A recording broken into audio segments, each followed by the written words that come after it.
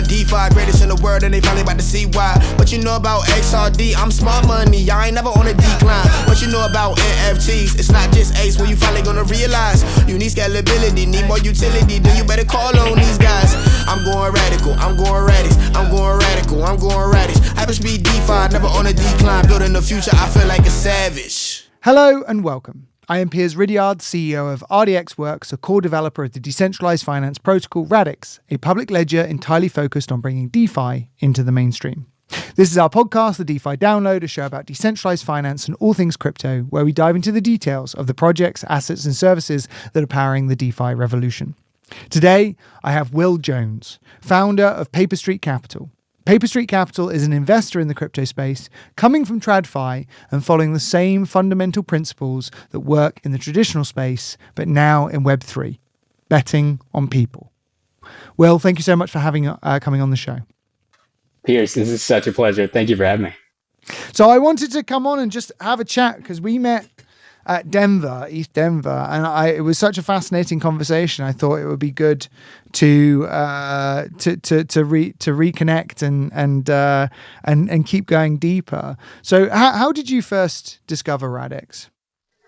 So I was there mainly from Bangor, and I was that path was it's super windy for everyone keeping up with the space, but one thing that led me to y'all was I have a tremendous amount of respect for Mark Richardson, the head of research at Bangor. Right. And he had retweeted y'all's presentation from a few months ago. And so I take anything he recommends seriously. And so I remember watching it, and it was one of those things where I couldn't turn it off. It was, it was an hour and 18 minutes roughly. Right. And and I told you this when you sat down, but it was just, the production quality was so amazing. But it was more than that. It was just every point y'all went over was a pain point that it just seemed so obvious to me. And it was just so refreshing to actually see it in, A, see a team working on it, but B, it was just like, y'all are far down this road. And hearing it just seemed like the focus was just completely on the right things.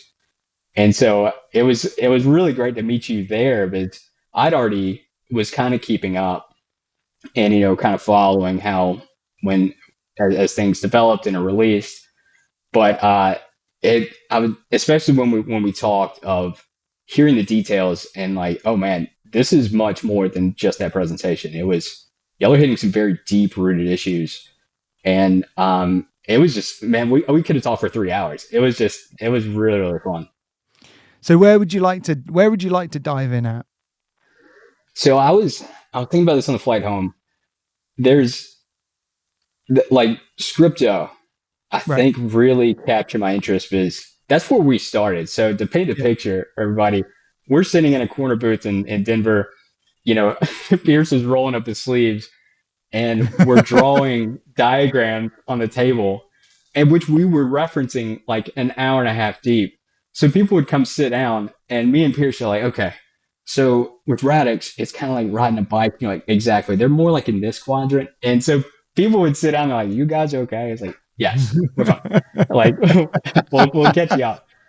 But the Scrypto, like what I found so interesting is I knew I had a foundation in Rust and just enough to communicate. So it was enough when I heard, okay, I like Rust. I like the idea. And then when you were describing the asset base, on top of that, I know people think in pictures, but the way I pictured it was you get the security of Rust plus the added security of the asset side before it gets to the compiler won't let you get past that. Right. And so I was just thinking of it as it was a bowling alley. It was bowling alley with the gutter guards down. And it was like that for somebody who's not very technically versed, I love hearing that. Yeah. But it just kind of, it seemed from the ground up to be the exact right approach. Yeah. And so just to help people understand what you're talking about there, so our approach with Scrypto was an interesting one. We instead of deciding that it was going to be WASM or deciding that it was going to be Rust or anything. We actually started with a completely different principle. We went, okay, what is the most important thing on a ledger? And what is the main reason that people use ledgers? Well, people use ledgers to create digital assets. That's the most important aspect of a ledger. And these can be NFTs, or they can be fungible tokens, or they can be tokenized equity, or they can be tokenized property. They can be like a million and one things. But this concept of assets is what a public ledger is for. That's the majority use case of public ledgers. And then, the organization around those assets and the handling of those assets and the permissions to do with those assets. So, and so we went, okay, right. That's what matters. What else matters? Well, what else matters is that when you handle those assets, you have to do that securely, because it's the issue that the industry faces today is that there's constantly these hacks and these exploits, and there's constantly these ways in which people can mishandle their assets, like completely innocently. As a user, I can go and accidentally sign something that I don't understand, and suddenly all of the assets in my wallet have disappeared, right? Or I can, as a developer, make a very tiny mistake in my code, and because of how assets are handled in things like Solidity, I can suddenly lose hundreds of millions of dollars. I mean, we just had another $200 million hack, right? As in crypto, just had another $200 million hack as a result of and this company had 6 audits and still $200 million hack, right? That's not good enough. So. And then the next thing we went was, it has to be easy. It has to be easy to use, because if this is the future if this is the next internet, if this is where all developers are going to have some level of competency in, just because if you don't understand how to program in Web3, you're actually not every business is going to have some Web3 aspect to it. Some will be completely Web3 native, some will be, only partially Web3, but much like every single business in the world now use the internet in one way or another. And that has to have some requirement in-house of understanding how to use the internet in one way or another. You're going to have the same thing for Web3. So if that's true, you have to have something that is incredibly user-friendly from a developer point of view. So we started there. We went, we have to make it safe, but before we make it safe, we have to make it user-friendly, and we have to make it all about handling assets. And that's how we started with Scrypto. We didn't actually write any of the compiler or any of the underlying language. We just started with the syntax and essentially pseudocode, where we wrote the documentation first. And we then sat down with developers. We probably have done more than 1,000 developer interviews now, either in person or virtually via feedback and things like that. Of going, okay, this is the syntax. Here's the documentation. Let's go through the documentation together. Let's spend about an hour or so understanding what Scrypto is. And then at the end of this, let's talk about how you might architect building something that you care about in Web3 using that code. And over about a year and a half, we got to this point where people were finding the syntax so easy that they were going, okay, that clicks, and then they'd go away, and then they'd send us code that they'd written from memory from the documentation that they had not taken with them, because they'd found building so intuitive in this model that we'd created. And it was at that point that we went, right, that's the right syntax. Now let's work out the next bit of this. How can we make sure that this actually makes sure that you're handling assets securely? And that's when we started looking at Rust. And as you say, this is but Scrypto is a Rust-based language. We fundamentally used the Rust system, but what we added to it was the concept of assets. And this native concept of assets and asset handling within our programming language Scrypto means that Rust, as anyone who's programmed Rust knows, has a pretty picky compiler. But we've added this concept of assets to the compiler and how the language compiles, so that now your program won't even compile if you've mishandled assets in some way. And this extra level, this is where you're getting to, right? The guardrails, right? On a bowling alley. And it's amazing that you said that, because this is something that we've had developers say to us as well as while using it. And it's a concept that we've sort of like spoken about a lot when we were designing Scrypto, is guardrails for development. Like, there are now guardrails in place in Scrypto directly that means that when you're a developer picking up this language for the first time, it's a lot harder to make a mistake. Like, you can still mess up, right? But this idea of, well, now I have a compiler that's got my back, that will stop me making stupid mistakes. And the level of confidence that people feel in their ability to then deploy something, because they know they're like 90, if it compiles, you're 90% of the way there. You're like, that's an amazing feeling, versus basically any other language in the space. You know, pick your favorite, Solidity, Plutus, whatever. Like, they're still not going, assets are the important thing. They're just going, well, it's just a bunch of like logic. And logic is up to you to make sure the logic is right or not. There's no such thing as like mishandling of anything, because there's no such thing as inherent resources to the language itself. And so you get this a way in which people can get up and running and feel confident that what they're about to put out is actually going to be safe, is actually going to be good. And that was the last part for us, is like, Rust, we love Rust. Rust is an amazing language, highly performant. And like, some people say the compiler is annoying, right? It's hard if you've never done a programming language where the compiler is picky before. But we saw that opportunity to make every concept that you built in this even more intuitively easy, because now you could add this extra concept of guardrails into programming. Yeah, and like, so that it's that base where, and we'll add on to this, but that it felt like, all right, of the time I'm going to spend learning a language, it felt like per hour put in, the Scrypto would be the most rewarding, because it was like, look, man, I'm very green. And so I took some advice. I wish I can give credit to somebody, which was, you want to learn enough so you communicate. You know, you're going to have some devs who know it very well, but and so I tried Solidity, and it just felt like, okay, maybe I'm 2 years behind. And I do a month in. It didn't feel like I'm 23 months behind. It felt like I'm 2.5 years behind after that. Right. Whereas, like, I started the Radix Academy, and, you know, I'm only a few hours in, but to your point, like, when I would write code and I would see it work, it felt like, it just felt like I just had a huge step. Right. And I would keep that step, rather than other languages just feel like they're developing away from you. And I know it's just the language improving, but there was and we'll get to blueprints, which is where this adds on to. And I got a lot of questions about that, but I love that concept.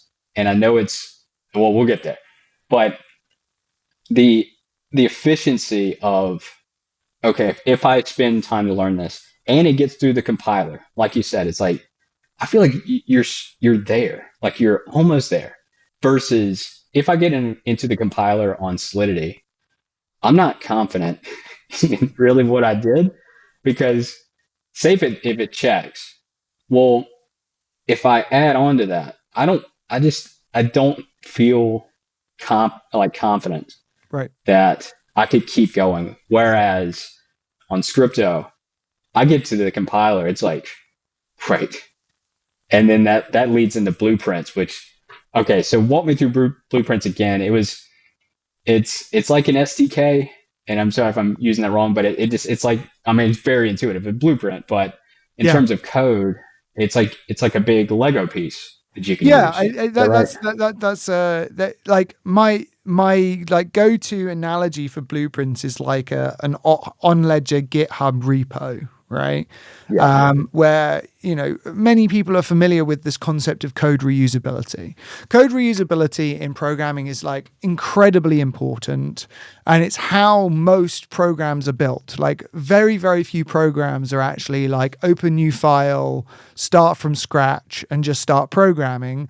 Most modern stacks are built on libraries and sort of reuse code from other people. It'd be like, oh, okay, I need this particular functionality. Okay, I'll just use this library, or I'll use this, standard service.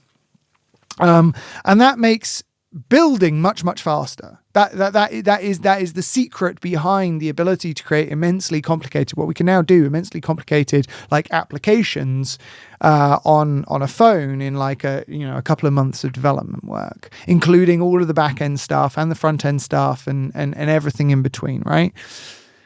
And so these reusable blocks all live on GitHub, and people, fork those code, pull those code libraries down from GitHub and put them into their own programs.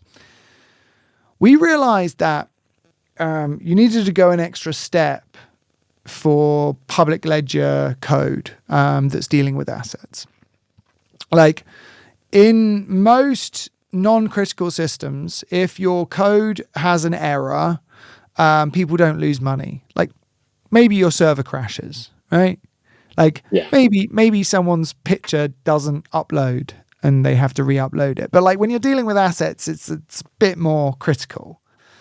Right. People get a bit more upset by losing. Yeah, they don't like it very much. No. I mean, people get upset when pictures won't upload, but like assets a bit more, right? Yeah. So we looked at how code reusability was done being done in like sort of the Ethereum community and in the Polkadot community and all of these other communities. And essentially it's following the same pattern. It's going, okay, we've got these standard libraries, and some of them are created, and we have these standards around interfaces as well. So like ERC20 standard is actually an interface standard, but it's about how you create a token. But the internal logic of the token isn't actually that standardized. It's just what the interfaces you expect is what the ERC20 is. But you may take your ERC20 smart contract that's implemented that standard from OpenZeppelin, right?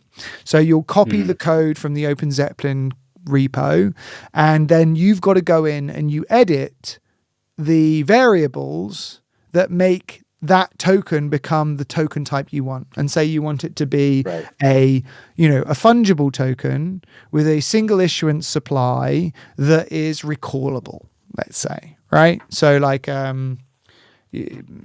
don't know why I'd want it recallable, but let's say that I want it recallable for some reason. It's the Piers token. And when you're no longer my friend, I take my token away. So, that's Piers, right? Yeah. So what you have to do is you take the OpenZeppelin contract, you then have to go and edit all of the fields that you want. And then best practice is to go and get that audited, right? So every single time you deploy a new piece of code which has new variables in it, you have to audit it because the delicacy of editing variables within smart contracts can lead to mistakes that end up meaning that money is lost. And if each Piers token is worth $1,000 and there's 1,000 of them, I don't really want there to be an error in that, so I'll go and get it audited.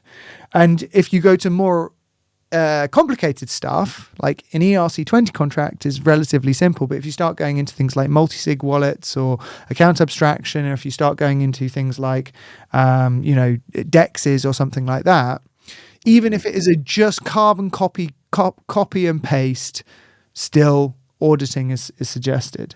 The other thing you're doing is every time you're instantiating that code on Ledger, you're instantiating the entire code. You're not saying, oh, by the way, this piece of code is exactly the same as that piece of code. I've just changed these variables. You're going, here's an entire computer program just to be able to have your specific variables, right? So the amount of times that you have code, like you have code copy and pasting, which is dangerous, Right. The frequency of errors in that is high. You then have, when you change variables, you need to re-audit because all of the logic and all of the variables are in the same place. And then every time you want to deploy that piece of functionality, even if that piece of functionality has been used 1 million times on top of a public ledger, you've still got to redeploy it. On Radix, we created two concepts. One is blueprints and one is components. And a blueprint is exactly what it sounds like. It is the blueprint of a piece of functionality that you want to instantiate on the ledger, right? And so let's say that you have a blueprint of a Uniswap pool, right? And this blueprint is the idea of a Uniswap pool. It's the idea of any two pairs put together with a constant function between those two pairs, and it's just like Uniswap v2, right? So I can put any token with any token. But but there is no instantiation of that pool. It's just the blueprint idea of a constant function market maker between two assets.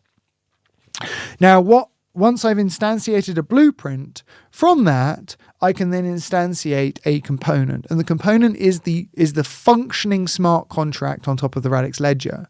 But the functioning smart contract only is the variables that you want to set for that particular smart contract. So I'm not redeploying all of the logic and all of the codes. I'm just saying, okay, this is the Piers token ETH pool, right?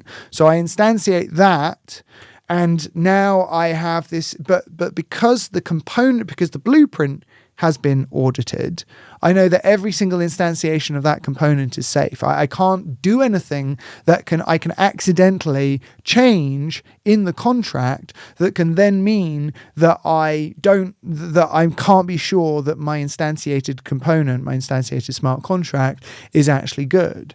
And this means that code reusability on Radix is infinitely easier. So now if I want a particular functionality, if I want to stitch together, let's say I want to stitch together a much more complicated application, I'm like, okay, I need this constant function market maker like component with these variables. I need this, derivatives exchange functionality with these variables. I need this,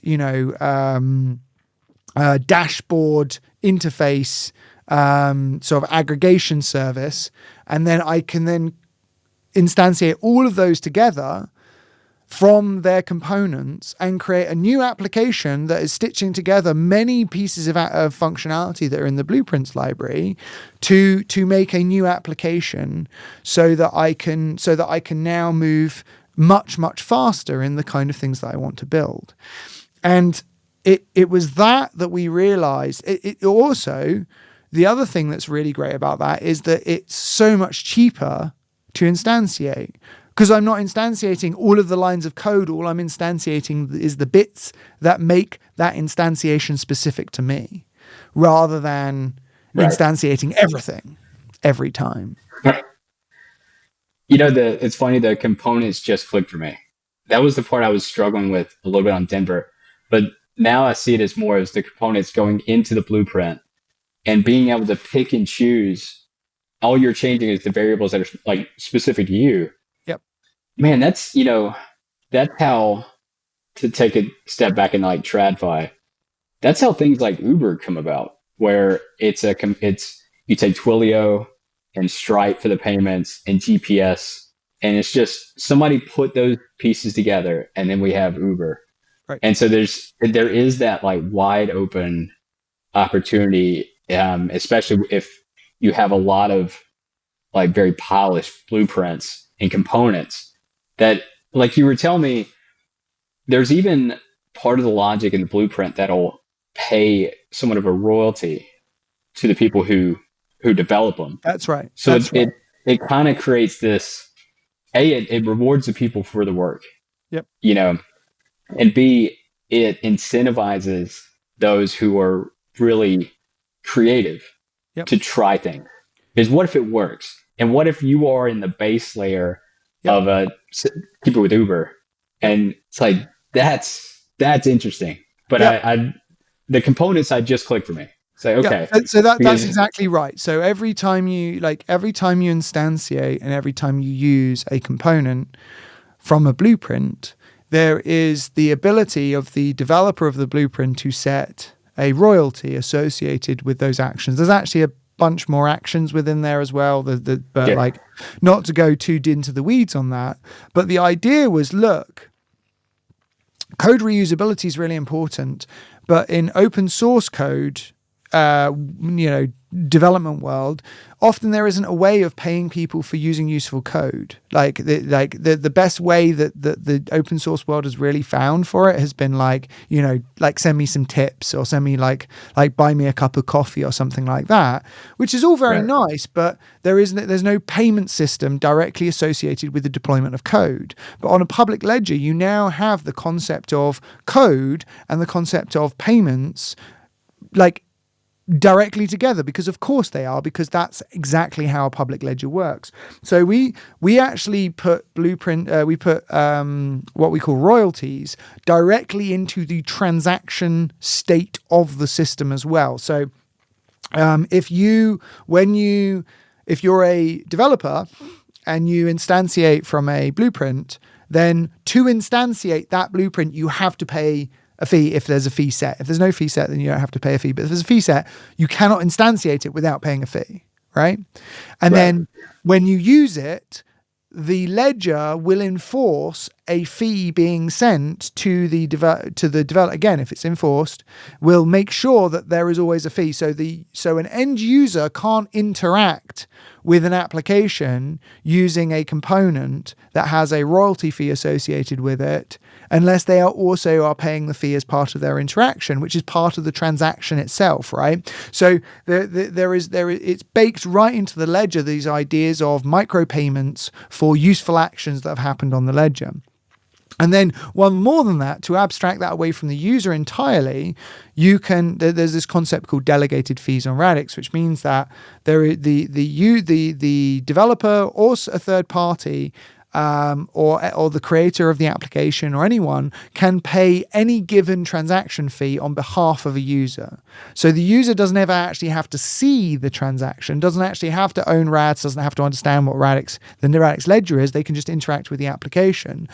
But all of those like fees that go into the interaction with the application can all be absorbed by, for example, if it's an exchange, and if you're swapping more than, $10 worth of tokens, the exchange will just eat the fee, because the fee is worth more, like the business is worth more to it than the cost of, the transaction fees and all of the others. So, I think there's going to be a really interesting marketplace for developers who create useful tools and charge reasonable fees, sort of things that feel right at the right level. Yeah. So because, one of the things that is great about code reusability is that the developer can go and get their code audited. And if you've got your code audited by a reputable auditor, then I'm okay paying a fee for that. You've saved me a bunch of work. You've gone and made sure something's secure. It's now been tested in 1,000 applications or 10,000 applications. Yeah, cool. I'm just going to use, Will's widget, because I know that it's safe and he's not charging a huge amount of money for using that, but I appreciate that he will be the person who will be making sure that if there's something wrong with it, it'll be patched. He'll be the person making sure that that little piece of the ecosystem is constantly working well. And I think that those two things, code reusability and incentivization for creating great tools, is going to mean the Radix ecosystem accelerates very, very quickly. There's two parts of that too, where, regardless of the fee, just call it $10. Yeah. You're saving tremendous amount of development time on my end. So if I'm going to use yours, and it's like, well, it's not thinking, well, I'm going to be out $10. It's more like, well, that will take me 1,000 hours, right? Or whatever. And it's been tested in the market. It's been stress tested. Right. So that time savings plus the development time of just being able to pick it up off the shelf and run with it, like it. And we talked about this in Denver. You start to kind of add these pieces together, and it just feels exponential. Yep. In terms of efficiencies. Yep. So, to go back to where we started, you start in Scrypto where you can't even get the code past the compiler unless, all these things are correct. So it keeps you from hurting yourself. But then you add in the blueprints. So, and then the components. In terms of me alone doing all of those steps by myself, that's hundreds of man hours and time and stress. And maybe it doesn't work because I didn't code it correctly. But what it does is it lowers the bar. The way I'm seeing it is, I'm seeing it from my standpoint of, all right, I go to the Radix Academy, I get this far. It feels like I can get significantly further because I'm picking a blueprint that works and components. And even if it's just a simple contract, it's like, I couldn't have done that in Solidity. It would be a mess. Right. But that's just from a very entry level view. Like imagine what the very competent developers that go in there, like the efficiencies of how quickly you can spin things up and piece things together. Yeah. And so that's what I was wondering how blueprints interact with each other. Yeah. Is it, by the time it's a blueprint, does that mean the interaction between blueprints is also safe, or is that something that needs to be carefully audited before you put together? Yeah, that's a really good question. So it depends on what you mean, right? Like if the interaction between blueprints is asset passing and the concept that you care about being safe is whether or not the assets have been passed safely, then absolutely. Like that is dealt with because assets are assets, permissions and accounts are all just fundamental features of the ledger itself. The ledger and the state machine of the ledger is dealing with the concept of safe asset passing. So like if this asset doesn't pass safely, then the transaction fails. You as a developer don't have to go and do a bunch of internal checks in your smart contract logic to be like, if this balance here doesn't update, then do not update this balance here, right? Like those things are essentially, the ledger is responsible for tracking balances for any of the times that you're using the sort of like the fundamental resource model of the ledger. If you're talking about logic to do with, let's say, pricing, like so Oracle pricing is a common form of like sort of market manipulation where you have a decentralized Oracle will be providing you a price and then that price will have an effect on some like sort of financial instrument. And if you can manipulate the Oracle price, you can manipulate the financial instrument, and then you can create second order economic attacks. Those things are not, we can't help you with those. There are just best practices around those, right? And those are design patterns, but those like being able to get rid of just those lower level ones is really important because then you can just concentrate on being like, well, I have to make sure that this is economically sound, rather than having to be like, have I incorrectly passed an asset? Have I got reentrancy? Like this is actually one of the big ones is when you have two smart contracts talking to each other. One of the biggest problems, one of the most common types of hacks that occur in Ethereum is reentrancy, right? Like sort of one call happens across the one smart contract and then there's allowed to be a call back from that smart contract to the initial smart contract. But then if you haven't done your checks correctly, you can end up being able to create this infinite loop, which means you can get an infinite withdrawal, for example. This is what happened with the DAO hack, right? So, as in the original DAO hack, which caused Ethereum Classic, that was a reentrancy bug. In Scrypto and on Radix, when dealing with Radix native assets and resources, there is no concept of reentrancy. Like reentrancy is basically we've enabled reentrancy in a different way that doesn't allow you to do this infinite loop. And so you don't have to worry about it as a developer. So even for things like this, when you have two smart contracts, when you have two components, instantiated components dealing with each other, you don't have to deal with those checks either. What you can do with blueprints, which I think is quite cool, is you can use blueprints to coordinate other blueprints. But what you have to remember is that blueprints themselves are not smart contracts. Blueprints are the idea of a smart contract. So they have no addresses. I can't send assets to a blueprint. It's only once they're instantiated as components, they become addressable. So your blueprint is exactly what it says. It's a blueprint. But you can use a blueprint to to compose together, kind of like, sort of like Kubernetes or something like that. Russell will probably hate me for that. Russell's our CTO. Don't call it Kubernetes, but like you can use a blueprint to coordinate the instantiation of many blueprints. So you can create a blueprint that just says, I need these 10 blueprints to be instantiated in this way. And so when I call this one blueprint, it then instantiates those, it then calls those 10 blueprints and then instantiates the 10 components as a result of a single command to one blueprint, which also makes code composition much simpler and stuff like that. That wasn't what you meant, but I thought that was a cool feature as well. That's so interesting. But I'm picturing just this kind of pyramid of ideas being built on top of each other, to where you're saying you just get this one blueprint that controls all of this. Yep. And you kind of game it out and you think like, okay, well, a smart group's going to come together and put these calls together to really build something special. And it's like, and that's where the efficiencies really come about. It's like, okay, think of going from zero to creating all of that. Like nobody would do it, but you create an environment that like, man, you can really start putting things together. It becomes like you're an engineer of compiling. If you understand what you're going after, then Radix becomes that marketplace of these tools and these, components are like, feel free. It's like most of the legwork has been done.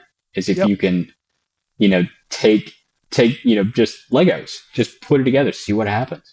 Yep. That's so interesting. Yeah, exactly. I think this sort of like this idea of a coordination layer over components is a really interesting and important one, because as soon as someone goes, oh, I can create Uber with these 20 components, they can just write a blueprint that is the Uber creation blueprint, and now it's repeatable, right? So someone can just come along and just call that, and now they've got an Uber. And so I think there's most of business seems to be like doing a lot of standard things and then adding one thing or two things that are like an insight. And I think that really what this is about going, most components of business are standard components. Most components of a public ledger are probably going to be standard. I don't know how many it's going to be. It's probably going to be hundreds of thousands, if not, more. But there's this universe of useful building blocks from which you can build anything, in the same way that, the number of specific components for building a house is pretty small compared to the number of houses that exist, right? Because you just need wood and screws and bricks and cement and like insulation, and you've got the basics of a house. But the combinations you can make therein are basically infinite. And I think that's the trick of creating fast scaling systems is. How do you create an environment in which the standardized components for innovation can be spun up as quickly as possible and allow people to create great business models off the back of that? Yeah. So to that point, is it right to think of components very similar to blueprints in that there's going to be developers who create kind of a component that is very I'm thinking blueprints very base layer, like this is going to be useful everywhere. And then components kind of specify, make things a little more specific. Is there going to be similar marketplace to, hey, I just like making components and putting maybe very similar royalty fee there? Components are the business, right? That is the actual business itself. So like our word for component is the same as a smart, in meaning it's the same as a smart contract. Right. Okay. So if you're interacting with, I don't know, Aussie Swap or Caviar Swap on or Alpha Dex on Radix when Babylon ships, you will be interacting as a user.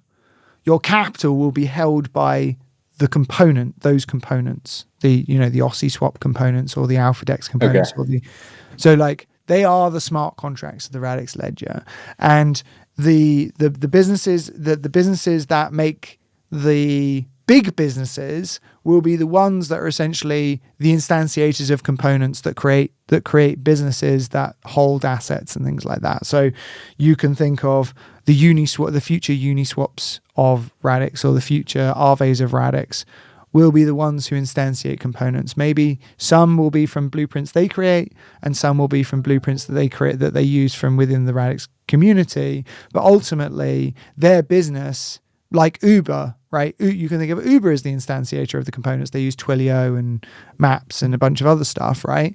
Then they created their business, Uber. And so that's what the component instantiators, the component users, smart contract deployers will be on the Radix ecosystem. It's so interesting. So like, to kind of piece it together, the way I'm seeing it is, all right, we started at the base crypto, how efficient that is to get there. Really, I'm looking at this through my eyes, right? If how far can I get, and is it worth learning all this? It seems to me that you can get like 80% of the way there on just a foundational knowledge, up into even the components, but like past that, I could see where a more developed team would come together and really, like you're saying, create those Ubers. But the efficiencies, like we were talking about in Denver, I kept thinking of it just felt like a higher gear on the bike. It was just the effort, the calories you burn felt like you were going much further on Radix than anything else I've seen. And it's a big source of frustration. I'm sure a lot of users tell you this, of, if you're new here, you just feel so far behind. And Radix didn't feel that way. It certainly felt like, hey man, like if I do the Radix Academy and I take my time and learn it, it doesn't feel like that will dissipate over time. It feels like I've gained this level of knowledge and it works for a while, because all I'm doing is taking, if I'm just doing a simple contract, then I'm taking very polished blueprints and components. And even though it's other people have put their, blood, sweat, and tears in those, because I put it together, it's like I can mentally think I did that. Right. And it can feed on itself, where you're like, okay, I want to learn how to build a component, like how to do this and piece these things together. And so it just it's so needed, because as this space grows, it's going to get more complex. Yep. And I think if I'm interested in building something, putting a business up on there, I don't want to have that feeling of like, this is just a mountain. This is going to take way too long. This one feels more like, hey, I can jump on this bike and I can catch up, and I can participate. Yep. Where I just don't feel like I'm way out of my depth. And so like those pieces together is what kept Piers and I talking for like 2 hours, which is, it was so new. I mean, maybe I'm just not paying attention to other places, but I just haven't seen that level of, I don't know if humility is the right word, but y'all were comfortable with lowering the bar to let the barrier to entry low enough to let people like me in. Yeah, I think it also applies to a couple of other places as well in Radix. Like the concept of lowering the barrier to entry was essentially the North Star guiding principle of all our design work. It also applies to the front end deployment, front end building as well. With Radix, there's this thing called the transaction manifest, and the transaction manifest actually permeates all the way down the stack. But the transaction manifest, we realized that the instructions that as a user you want to provide to the ledger for things to be done, tasks to be done on your behalf, that really needs to be as clear and as simple as possible. And on Ethereum, you're essentially signing bytecode that you're pushing into the ledger, right? So this concept. It's terrifying. It's terrifying. It's completely terrifying. You have no idea. Like, you go onto a front end like Uniswap, you tell Uniswap what you want to do. You're like, I don't want to, I want to do a swap between this token and this token. I want to make sure I get back at least this and the maximum slippage of this, and I see what the fee is. And you go approve, but what you actually get is completely unreadable. You have no idea what the actions you're going to take up. If you go up one level of complexity and you say, okay, I want to go, I've got my Uniswap contract and I've got my Aave contract, right? So I've got lending and exchanging. And I for whatever reason, I need to get some Piers coin, right? Now, what I have on Ethereum, on the Aave, in Aave, is I have some ETH as collateral. But Aave doesn't support Piers coin, doesn't have Piers coin. I don't want to sell my ETH to get Piers coin because I only need it for a couple of days, and then I don't need it anymore.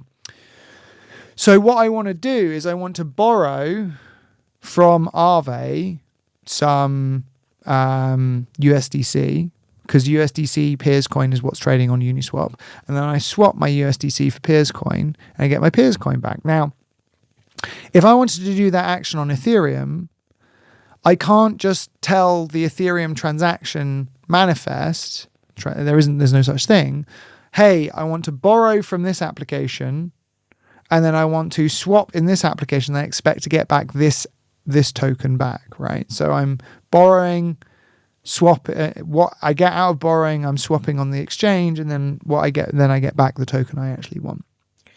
On Radix, the transaction manifest lets you stitch together any component and any action from those components when any other component, right? So you as a front end developer, now you can now build together all of the money Legos you want to as well. So imagine all of these components are out on the Radix ledger. In Ethereum, any component, any smart contract that I want to compose with any other smart contract, I have to build a specific smart contract that I then deploy as an extra piece of code on the ledger that allows me to coordinate one set of calls between two smart contracts.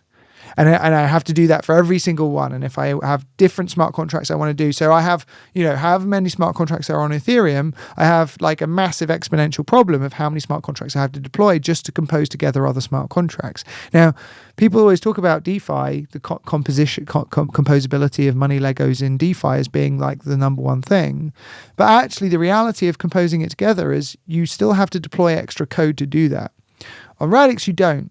The transaction manifest, not only does it say in plain English every single step you're about to take with the ledger, so that when the user gets the confirmation in their wallet, they're like, yep, those are the actions I expect to see. I expect to see, there's Ethereum going out of my wallet, it's going into Aave, I'm going to get back USDC, the USDC is going into Uniswap, I'm going to get back Piers tokens, and if I get back less than 20 Piers tokens, then the transaction fails. Is that what I approve? And that's on the user side, and you click yes. But also, the front ends themselves have the same level of composability as the back-end developers who are creating things like the blueprints and the components. Now, the front ends that integrate with the components can stitch together all of these different on-ledger applications, all of these different on-ledger building blocks to create incredible front-end experiences. These could be aggregator experiences, or they could be, AI infused capital allocation machines, or whatever it happens to be. But as a front-end developer, I don't actually need to understand smart contract code to be able to stitch together all of the functionality that exists on top of the Radix ledger. You just have to understand how the transaction manifest works, which I think is another lower barrier to entry. Yeah, like it can't be understated or overstated rather of how much this is needed, because just from a base user standpoint, what Piers described, like on the Ethereum side, inevitably your heart rate goes to 177 because it's just not readable. It's characters, and it's that if you want to sign this, right? And it, from my standpoint, it was, even what I love about y'all's approach is, even if you're on Coinbase, so that's probably where people are going to start. Just from we're going to start at Coinbase, but we're making our way to DeFi. even there, it's the same thing. It's, do you want to transfer this? It's so terrifying because if you're right, then everything happened. You're like, I guess that's it. But if you're wrong, it's just like gone. It's like, wow, and I'm destitute. But like what I loved about y'all's presentation, the example you give it was very everyday. It was like, one of them was using it at just a coffee shop, which is very typical in crypto, using an example. But better than that say Piers was selling me a football ticket, and on my wallet, it does say, it's just like, it's if I'm buying it for $100, right? It's like, you're gonna buy 100 USDC is going to Piers. Yep. And what you will receive, and the example I used, I think it was Mavs tickets, but it had the picture of the Mavericks. Like, yes, that's what I want. And the key thing I just want to underscore here is, if all of that, this is what is planned to happen, and if any part of this is not true, it fails. Yes. And it's like, okay, so that you feel more comfortable just saying yes. Right. So if it goes sideways, it stops. It's not like, well, it's gone. And I had that experience not a few months ago, and I've been in this space for a long time. And it's like, it happens all the time where you have to do the test, the test transactions, and you're like, all right, did that work?